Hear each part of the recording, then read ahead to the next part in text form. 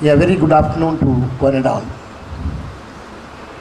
Respected Right Reverend Timothy Ravinder, Bishop and Chairman of Bishop Appasamy College of Arts and Science, Secretary of the College, Principal, the Trust members and the Board of Directors, teaching faculty, non-teaching faculty, and the young graduates, the students.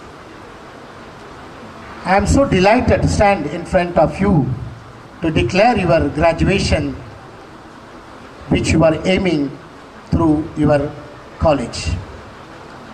In this wonderful juncture, I wish you all success for this wonderful graduation day through which now you have been attached with the wings of your graduation. Till last 3 years, you are making yourself square, round, rectangular, what is called rules and regulations and examinations. Yes, now with the wings, you cross that square, round, rectangular, what the rules and regulations and examination system, fly off to any nook and corner, any part of your sky as clouds. Once again, I thank the chairman and the principal and the secretary of CSI Bishop Appasamy College of Arts and Science inviting me to be as a honored and privileged to act or to present here as a chief guest to distribute this wonderful Bharatiyar University graduations. My dear friends, I am honored here to stand before the top ranking officers, the top brass of the Bharatiyar University, which is one of the top ranking universities in India, this great nation. It is also for me a rare opportunity and a rare blend to see the Vice Chancellor and the Controller of Examinations. And it is a great privilege for us to have both of them here, right in the midst of our campus. I thank the Vice Chancellor amidst your very tight schedule. You have been traveling the whole day and the previous day, and you made it a point that you wanted to be with us, spend and give out your 2 GB of your information. That was really wonderful. I could not have made it. Your expertise, your wisdom, and your advice to this institution. I thank the Controller of Examinations, a good friend of ours. I congratulate the principal, the secretary, the staff. Of course, I congratulate all of you. I'm honored to be here because I have pundits before me.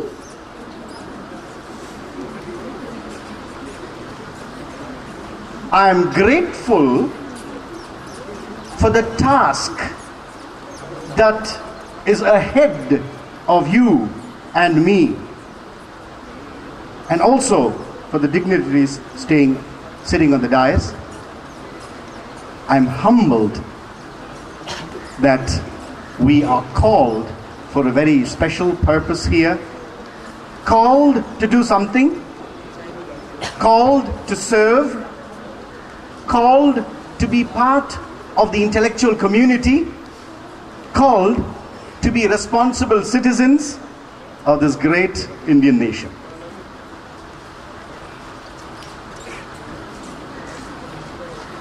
I am honored because I stand before the most powerful people, that's you, the students, who are already or who will be running the future of India. You are going to run the nation. I thought it was only 40% of the young people in India, but then Dr. James Pichai says 62% of the youth are part of this population of the 2 billion figure here.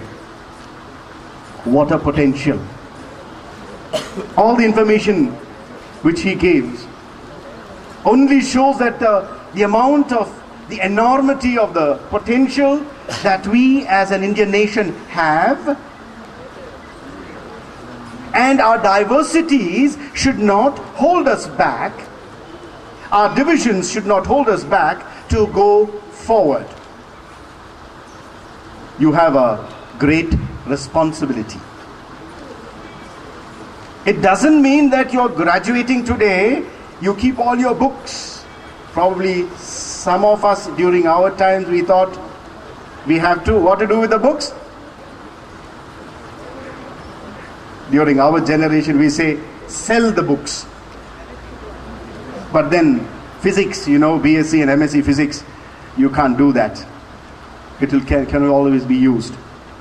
It doesn't mean that you are going to stop studying. You are going to continue to study. You're going to continue to be good listeners, which is a very important aspect for a good leader. I already see in you unique persons. I already see in you that you're dreaming something about India. Some of us will be in different parts of the globe. Some of you will be across India in big cities. Some of you will be in some corner of important places.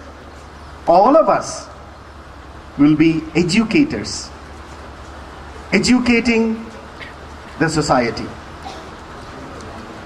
I just have two things to tell you briefly.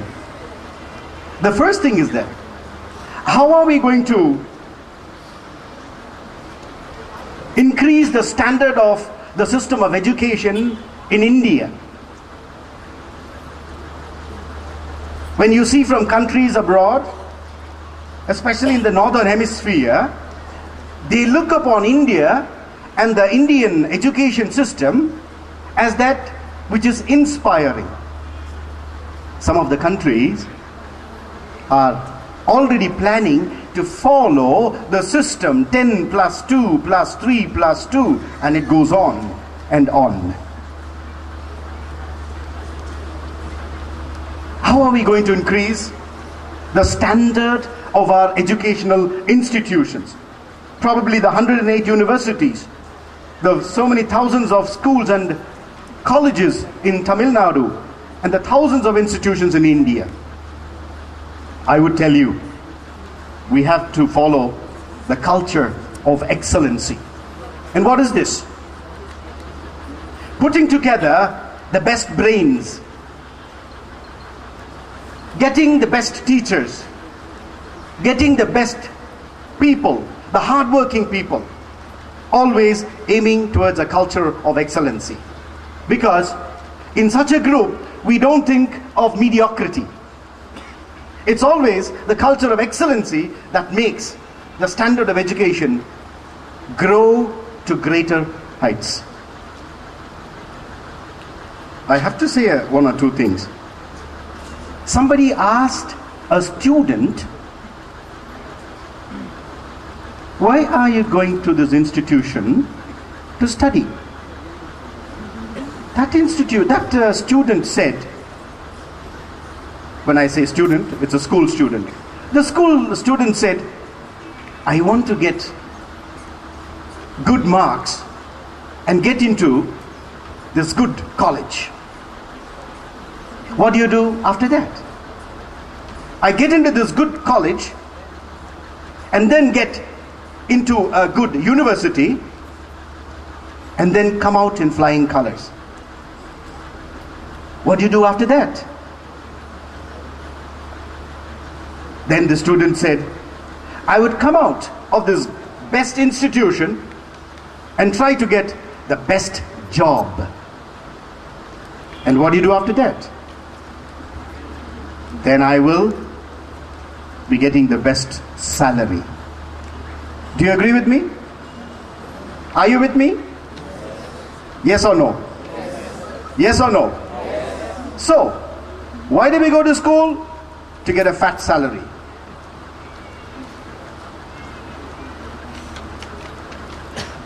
It is vital that we think about the content and the capacity of your colloquium in the colleges and in the universities, where in those days, the Guru-Sishya relationship, where the subject of the topic was wisdom. It is sad that our institutions in India and across the globe, I tell you, rarely use this word wisdom in our institutions. Teachers, do we use the word wisdom in our lectures?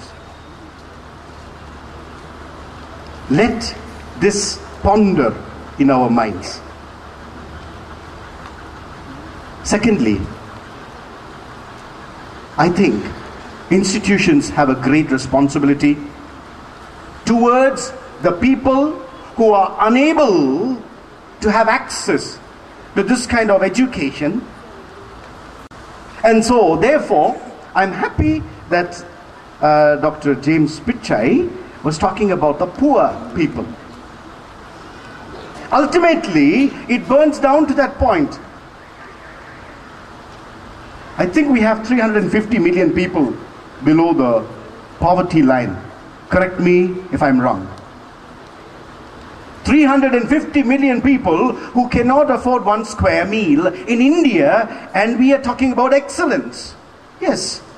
But then how are we going to sort it out? We have to be clear in our minds, what are we going to do with our power, this education, all that we have been equipped with the tools. Now you have been equipped with tools. You're going to go out, fly. We do not know what you're going to do. But then, let us also remember, it is our duty to think about the people who cannot afford to have this education, which we have been given. We need to stay focused. I know all of you are full of energy and dreams. Agreed? Right? Right? Come on. This is not an afternoon session. You're having dreams, right? Yes. You have to live your dreams.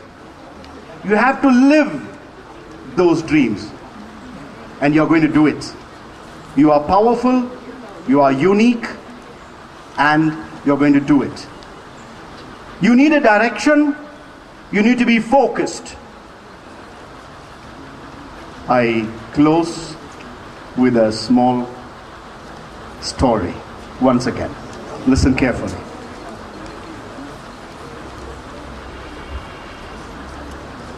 We all know this rhyme, you know. Pussycat, pussycat, where have you been? I have been to London to complete, to see the Queen. What is this? Chairman talking about nursery rhymes? Let's see how he connects the points. Pussycat, pussycat, where have you been? I have been to London to see the Queen. This is what we know. Now the story says, pussycat, pussycat, where are you going? I'm going to London to see the Queen. There was this cat getting ready to go to London to see the Queen. What is the focus? Going to London to see the Queen. So the cat was very proud and is telling everybody, I'm going to London, I'm going to see the Queen, I'm going to shake hands, I'm going to the Buckingham Palace, and all that stuff. It started its journey. It walked up the hills, down the valley, through the forests, through the deep woods, and then it came across a bridge. It was tired. As it was walking, on the opposite side, this pussycat sees a small rat. It is anybody's guess what happens when a cat sees a rat. Pussycat, pussycat, where are you going? I'm going to London to see the Queen. But now this pussycat is seeing a rat. It's hungry, And there you have a sumptuous meal before you. What do? Tempted. It started chasing the rat. It chased the rat up the hill, down the valley. And lo and behold, it did not go to London to see the Queen. When you are focused on something, stay focused. What is your aim? What is your goal? And what exactly you want to do and achieve? And I'm sure you will stay focused. All the tools has been given to you. You're going to run the nation in future. You're going to run the big companies, the multinational companies, probably across the globe. But then, continue to advocate for the culture of excellency and not mediocrity. And then, think about those who cannot afford. I once again thank the Vice Chancellor, the Controller of Examinations for your presence. It gives us a lot of strength, sirs. It gives us so much of encouragement. And I thank you so much. And I congratulate all of you. And I wish you all the best. And God's choicest blessings be showered upon all of you as you are going out into the world to live your dreams and to do what is good and to do what is right. Thank you and God bless.